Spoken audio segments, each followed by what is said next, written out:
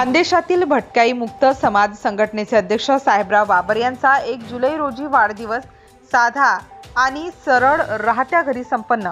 अधिक माहिती अशी की 1 जुलै रोजी धुळे जिल्ह्यातील रायनीपाडा या ठिकाणी घडलेल्या घटनेच्या पासून आजपर्यंत भटक्या विमुक्त समाज संघटनेचे अध्यक्ष साहेबराव बाबर यांनी 1 जुलै रोजी वाढदिवस साजरा न करण्याचा निर्धार घेतला।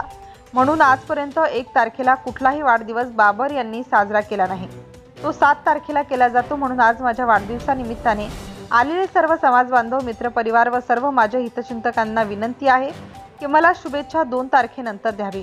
म्हणून आज साहेबराव बाबर यांनी आपला वाढदिवस साधा आणि सरळ आणि आजच्या वाढदिवसाच्या निधीमधून 10 मुलींना वह्या, पुस्तकाने दप्तर वाटप करणार। तसेच राहनीपाडा येथील निरावरात ज्यांचा जीव गमावला त्यांच्या आत्म्याला शांती लाभो हीच प्रवचने प्रार्थना करतो व माझ्या वाढदिवसाला माझ्या सर्व कार्यकर्ता, मित्रपरिवार, पत्रकार, पोलीस, राजकीय नेते मंडळींना देखील माझ्या सर्व हितचिंतकांना विनंती आहे की माझ्या वाढदिवसाच्या 2 तारखेनंतर शुभेच्छा द्याव्या अशी अपेक्षा व्यक्त करत आहे।